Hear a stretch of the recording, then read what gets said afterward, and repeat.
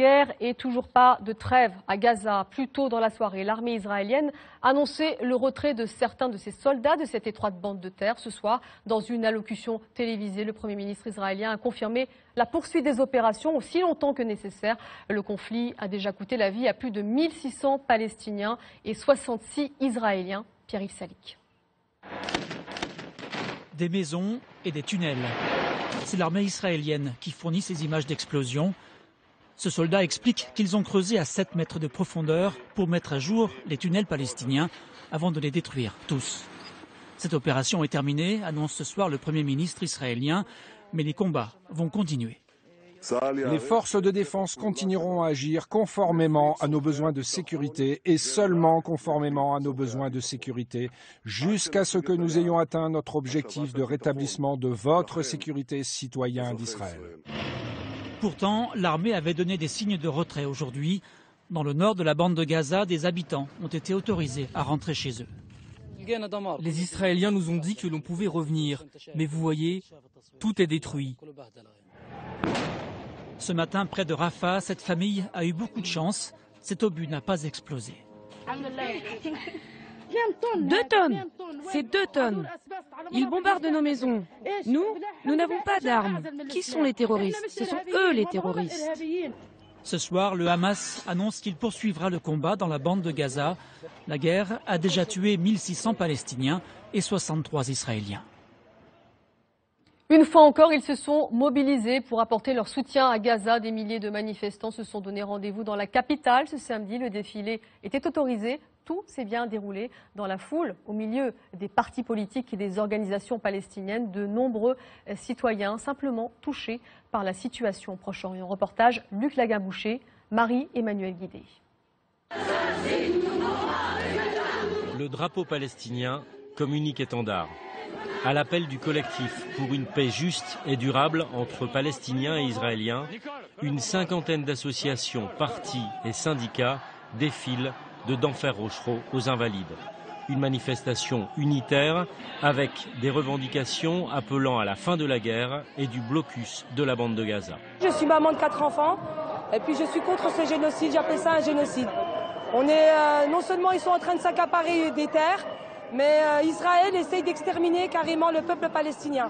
Il faut arrêter ce massacre qui en plus se reproduit périodiquement, cycliquement, tous les 2 ou 3 ans et qui se reproduira parce que l'intervention militaire actuelle ne représente absolument pas une solution. Hollande complice, Israël assassin, Hollande complice. Plus que dans les précédentes manifestations, le président Hollande et le gouvernement français sont particulièrement visés pour leur soutien évident, selon les manifestants, à l'État d'Israël. J'ai regretté fort d'avoir voté pour lui. Quand je vois les enfants de Gaza massacrés, les vieillards, les vieux, tout le monde, toute une ville rasée de la terre, et lui il donne son feu vert pour Israël, pour faire ces gestes-là, je trouve que c'est honteux. Des manifestants venus en famille, des jeunes entre amis et des anciens militants de la lutte pro-palestinienne, un mélange générationnel et social pour un cri d'alarme poussé à l'unisson. Il y a des centaines de femmes, de gosses, des centaines de maisons détruites, c'est affreux, c'est un vrai massacre. Là, je dois dire que c'est la première fois que j'assiste à un tel spectacle, écœuré. La manifestation qui a rassemblé 40 000 personnes selon les organisateurs et 11 500 selon la préfecture s'est dispersée dans le calme. Des manifestations étaient également organisées dans plusieurs villes de France, à Lille, Lyon, Montpellier, mais aussi à Marseille. Plus de 2000 personnes ont défilé dans le centre-ville pour dénoncer l'opération militaire israélienne dans la bande de Gaza. Parmi les slogans, une seule solution, arrêter l'occupation. Là aussi, pas d'incident. Youssef Boussouma, vous êtes membre du Parti des indigènes de la République, un mouvement de protestation antiraciste. La manifestation a été autorisée, vous étiez l'un des organisateurs, ça s'est bien passé, vous avez donné des consignes? Des consignes même pas, parce que je pense que la manifestation est bon enfant naturellement. Il faut vraiment rendre hommage à, pardon, excusez-moi, à toute cette extraordinaire jeunesse la jeunesse de ce pays qui est venue manifester avec des sentiments d'empathie pour le peuple palestinien, avec un grand sens de la responsabilité. Et je crois que toute cette jeunesse, toute cette population qui était là, eh bien, on doit vraiment leur rendre hommage. Ça s'est très très bien passé. Ils viennent pour protester, pour dire leur sympathie pour le peuple palestinien, leur soutien à la résistance, mais aussi leur écœurement devant cette situation. On a des crimes de guerre qui se déroulent devant le monde entier dans l'indifférence des gouvernants. Alors, le gouvernement souhaite dissoudre la Ligue de défense juive, un groupuscule néo-sioniste très violent. C'est une de vos revendications? Absolument. C'est une très ancienne revendication. On les subit depuis extrêmement longtemps. Ils sont à l'origine de très très nombreuses provocations, celles qu'on vient de voir entre parenthèses sur l'écran là. Et donc on le voit bien que ce sont eux qui sont à l'origine des troupes de l'autre jour devant la synagogue. Il faut absolument le dire, qui nous ont valu tellement de problèmes, puisque ça nous a valu quand même une interdiction de manifestation. Hein.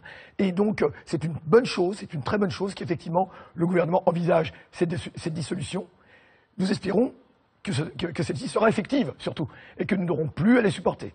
Alors que certains attendaient un geste ce soir, le Premier ministre israélien annonce la poursuite des opérations militaires avec toute la force requise. Ça vous choque? L'écœurement surtout devant l'apathie de cette prétendue communauté internationale. L'écœurement devant effectivement l'attitude du gouvernement français qui a un moyen très simple.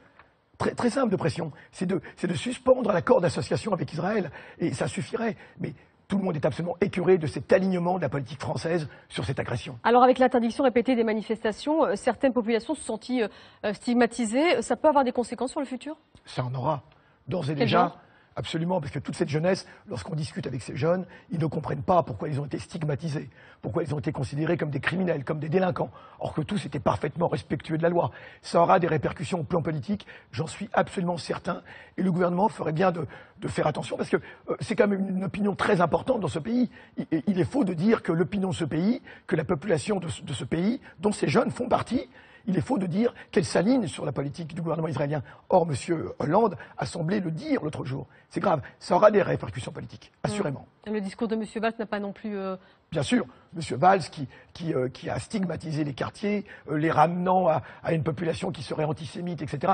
Non, je crois que le gouvernement a tort de traiter comme ça sa jeunesse. Au contraire, il devrait être fier de cette jeunesse extraordinaire, et en tout cas, nous, elle nous enthousiasme formidablement. Cette jeunesse qui entre en politique, et qui entre en politique de façon citoyenne, de façon responsable, c'est extraordinaire. Je crois qu'on devrait la féliciter, cette jeunesse, au contraire, plutôt que de la stigmatiser. Mais je crois que ce gouvernement n'aime pas sa jeunesse, et surtout quand elle vient des quartiers populaires. Merci beaucoup, Youssef Boussouma, d'être passé sur le plateau du Soir 3. Merci. Merci beaucoup.